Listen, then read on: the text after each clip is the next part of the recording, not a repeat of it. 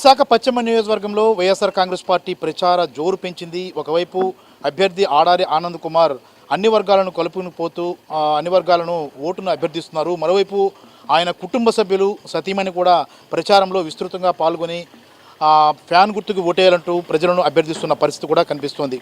సతీ ప్రస్తుతం ప్రచారంలో పాల్గొంటున్నారు. ఎలాంటి ప్రభావం కనిపిస్తోంది అన్న అంశాలకు సంబంధించి ఆనంద్ కుమార్ గారు సతీమణి మాలతి గారు ఉన్నారు. మేడం, మీరు ఎన్ని రోజులుగా ప్రజల్లో పరిచయం చేస్తున్నారు, అంటే ఓటు అడుగుతున్నారు, ఎలాంటి ప్రభావం కనిపిస్తుంది ప్రజల నుంచి, ఎలాంటి స్పందన వస్తుంది?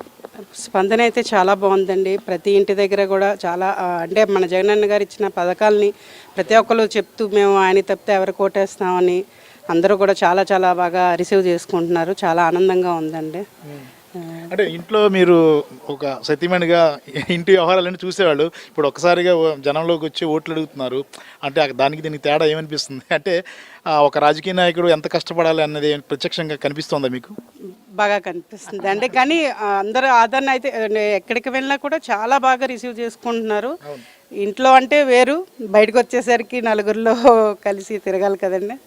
సో అదైతే మాత్రం చాలా బాగుందండి. ఆదరణ అయితే చాలా చాలా బాగుంది. మరి ఆయన కాకపోతే ఎవరిని గెలిపించుకుంటాం, చాలా పథకాలు ఇస్తున్నారు మన జగనన్న గారు. అలాగే ఆనంద్ గారు కూడా చాలా చాలా చేస్తున్నారు. మాకు రోడ్లు వేసారు, లేదంటే ఇప్పుడు పెన్షన్లు ఇస్తున్నారు, ఇలా చాలా చెప్తున్నారండి. చాలా ఆనందంగా ఉంది. అంటే మీ వెనక ఇంతవరకు ఆనంద్ గారు, మీ విజయం వెనక ఆనంద్ గారు ఉండుంటారు ఖచ్చితంగా. ఆయన విజయం కోసం మీరు పరితపిస్తున్నారు. ఇప్పుడు ఎలా ఉంది? అంటే మీకేమనిపిస్తుంది మీ మనసుగా? చాలా ఆనందంగా ఉందండి. మేము ఇంకా మాటల్లో చెప్పలేము అది. మరి ఎలక్షన్ అయినంత వరకు వచ్చి గెలిపించుకోవడం ప్రయత్నిస్తున్నాం. ప్రతి ఓటర్ని మీరు ఇండివిజువల్గా కలుస్తున్నారు కదా మేడం. అంటే కలిసేటప్పుడు వాళ్ళు అంటే వాళ్ళ స్పందించే ఎలా ఉంటారంటే వాళ్ళ ఒక ముఖ తీరు చూసినప్పుడు మనకు అర్థమైపోతుంది వీళ్ళు ఓటేస్తారా లేదన్నది. అంటే వాళ్ళందరి ముఖంలో ఎలా అనిపిస్తుంది మేడం మీరు చూసినప్పుడు? ఎలాంటి పాజిటివ్ రెస్పాన్స్ అనేది వస్తుందా? అంటే పదవి లేకపోయినా 18 నెలల నుంచి ఆయన చేసిన అభివృద్ధి కార్యక్రమాలు మేము చెప్పే కంటే ముందు వాళ్ళే చెప్తున్నారు. మాకు ఇలా ఫంక్షన్ ఇస్తున్నారు, లేదంటే రోడ్డు వేశారు, కాలువలు వేశారు, చేయించారు, అలా వాళ్ళే చెప్తా ఉంటే చాలా ఆనందంగా ఉంటుంది. ఆయనకు తప్పితే మేము ఎవరికి ఓటేస్తామమ్మా అని వాళ్ళే అంటున్నారండి. ఆ విధంగా చాలా ఆనందంగా ఉంది. ఇంకా అది మరి ఎలా వ్యక్తపరచాలో తెలియట్లేదు. ఆనంద్ కుమార్ గారు నిత్యం ఇప్పుడు జనంలో ఉన్నారు, జనం సమస్యలు తెలుసుకుంటారు. ఒకప్పుడు ఆనంద్ కుమార్ గారు వేరు, ఇప్పుడు వేరు. అంటే అంటే ప్రత్యక్షంగా ప్రజల్లోకి వెళ్తున్న పరిస్థితి కనిపిస్తుంది కదా. అంటే మీరు సంభాషించుకున్నప్పుడు ఎలాంటివి మీకు వస్తుంటాయి జనరల్గా చర్చ అనేది? చర్చ అంటే ఇంట్లో ఒక ఫ్యామిలీ గురించి, పిల్లల గురించి, పిల్లలతో స్పెండ్ చేయడం చాలా ఇష్టం. పిల్లలు ఉన్నప్పుడు సరదాగా ఉంటాం. అలాగే మా అత్తయ్య గారు అంటే ఫ్యామిలీకి బాగా ఇంపార్టెన్స్ ఇస్తారు. రైట్.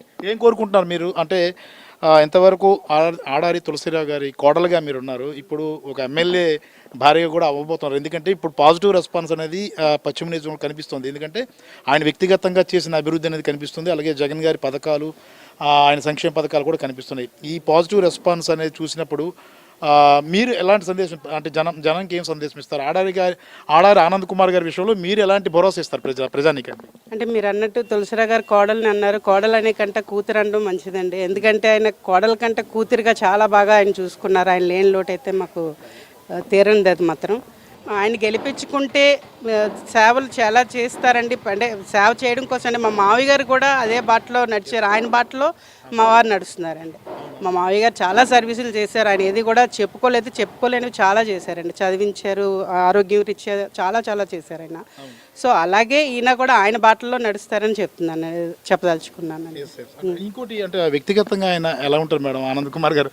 వ్యక్తిగతంగా చాలా బాగుంటారండి, చాలా ఫన్నీగా ఉంటారు. జనంలో సీరియస్గా ఉంటారు? అలా అని లేదు, అలా అనిపిస్తుంది మీకు సీరియస్గా ఉన్నట్టు, బట్ చాలా ఫ్రెండ్లీగా ఉంటారండి. అందరితో కలిసిపోతారు. సమస్యల విషయంలో ఆయన స్పందించే గుణం మీరు చూసుకుంటారు? చాలా చాలా స్పీడ్గా స్పందిస్తారండి. ఈ రోజు తెలుసుకుంటే 1 or 2 daysలో దాన్ని రెక్టిఫై చేసేస్తారండి. అది మీకు first of all health and education అనేసరికి ముందు ప్రయారిటీ ఇస్తారండి. అది మావయ్య గారి దగ్గర నుంచి వచ్చింది అంతా. మా ఆడపడుచు గారు కానీ మా వారు కానీ వీళ్ళందరూ కూడా అదే బాటలో నడుస్తున్నారండి. Thank you very much madam. Thank you అండి. Thank you. చూసుకుంటాం కదా, మాలతి గారి ప్రచారం విస్తృతంగా సాగుతోంది. అయితే ఇంతవరకు ప్రత్యక్ష రాజకీయాల్లోకి లేని కుటుంబం ఆడారి తులసిరావు గారు కూడా పరోక్ష రాజకీయాలను ఆయన శాసించారు. ఇప్పుడు ఆ కుటుంబం ప్రత్యక్ష రాజకీయాల్లోకి వచ్చింది. అయితే ఒకవైపు మున్సిపల్ చైర్మన్గా రమాకుమార్ గారు యాక్టివ్గా ఉన్నప్పటికీ ఆనంద్ కుమార్ గారు అయితే ప్రస్తుతం ప్రత్యక్ష రాజకీయాల్లోకి రావడం ద్వారా అనతి కాలంలోనే ప్రజల మన్ననలు అయితే పొందుకున్నారు. పశ్చిమ నియోజకవర్గం ఒక టఫ్ నియోజకవర్గంగా భావించినప్పటికీ ఆనంద్ కుమార్ వచ్చిన తర్వాత పరిస్థితులు ఒక్కసారిగా మారుతూ వస్తున్నాయి. వైసీపీకి అనుకూలంగా మారిన పరిస్థితి కనిపించింది. తాజా సర్వేలు కూడా అదే చెప్తున్నాయి. మొత్తం మీద కుటుంబ సభ్యులంతా కూడా రంగంలో దిగి ప్రజలందరూ కూడా ఓటు హక్కు అడుగుతున్నారు. ఆనంద్ కుమార్ గారికి ఒకసారి అవకాశం కల్పించండి, ఆయన కూడా అభివృద్ధి బాటలో పశ్చిమ నియోజకవర్గానికి తీసుకువెళ్తారన్న అభిమతాన్ని ప్రజల ముందు ఉంచుతున్నారు. అలాగే వారందరూ కూడా కృషి చేయడానికి కూడా ప్రజలు కూడా నేరుగా వారితో కలిసి హామీ ఇస్తున్న పరిస్థితి కూడా కనిపిస్తుంది. కెమెరామ్యాన్ మూర్తితో ప్రసాద్, ఐడ్రీ మీడియా, విశాఖపట్నం.